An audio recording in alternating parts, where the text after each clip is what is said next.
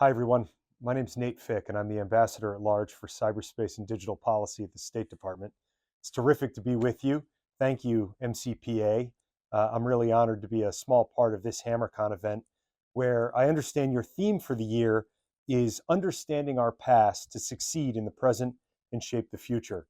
And look, in this role, I feel very much like I'm drawing on every element of my past, and maybe most especially the 5 years that I spent as a Marine infantry officer from 1999 to 2004. I was commissioned right out of college, and just by virtue of timing and circumstance, I led one of the first American units into Afghanistan after September 11th on the ground in Pakistan and Afghanistan starting in October of '01. And then I led one of the first reconnaissance units in the Iraq invasion in March of 2003. And so those searing experiences as a junior officer in combat taught me a few things that I've carried with me in every job since, certainly including this one. And the first is a three-word leadership philosophy that my commander in Afghanistan shared with me when I asked him how it was that he was such a great leader and how it was that we were all so willing to follow him under incredibly difficult circumstances. And he summed it up by saying, officers eat last. And it was true for him. He was the kind of guy who carried more weight, slept less, drank less water, ate less food, exposed himself to more danger. And it was a kind of servant leadership philosophy that I tried to emulate and learn from him about. And the second overarching lesson that I learned in the military was the difference between legal and moral authority. And the legal authority in the military is easy, right? You wear it on your collar or on your shoulder, and with ribbons you wear your resume on your chest. And legal authority is important, but I found that it buys you 5 minutes in a conversation and it buys you about 5 seconds in a firefight. And what actually carries the day is moral authority or informal authority. And informal authority accrues to people regardless of their rank in an organization if they know their job and they genuinely care for the welfare of the people in their charge. And so we all know what junior people in an organization look like who have an enormous amount of moral authority. They're the heroes. We also all know what senior people look like who have very little moral authority. They're the goats. And so I think it's important for all of us to recognize that you can be a leader with a lot of moral authority in an organization, regardless of your rank.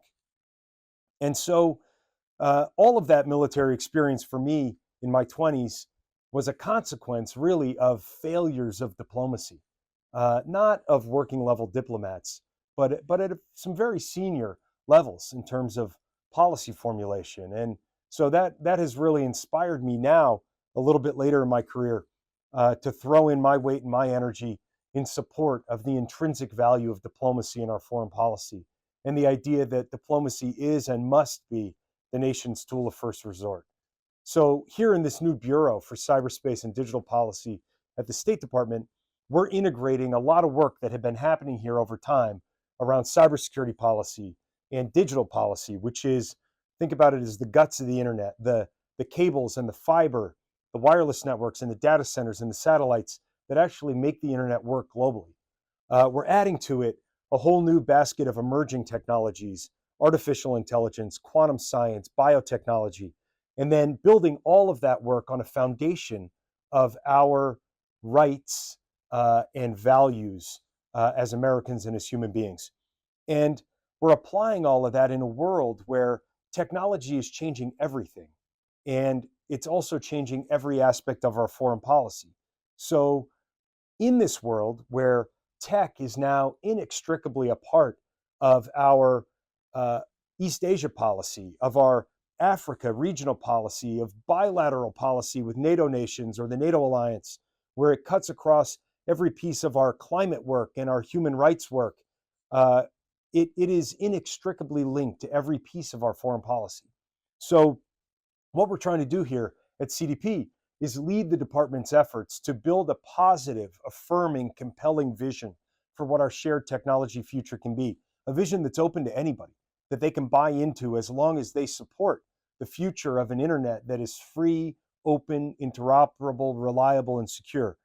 We're building coalitions around that vision. Some of that means digitizing existing coalitions. Some of it means building new coalitions. Some of it means injecting a technology thread into existing organizations. We're engaging hard in the multilateral fora where technology norms and standards get set, and where if the Americans withdraw, just as nature abhors a vacuum, our adversaries come in and fill that vacuum to try to push a more authoritarian agenda that is at odds with our belief for what our shared technology future should be. We're then trying to defend and extend existing areas of technology advantage where we and our allies are the global leaders in AI, in quantum, in satellites. And then we're trying to build capacity here in the State Department so that we can sustain a generational strategy where foreign policy is inextricably connected to technology policy. And that is a team sport. It requires our whole department. It requires the full interagency. And so that really gets back to the core mission of the MCPA, which is training and equipping the next generation of military cyber professionals.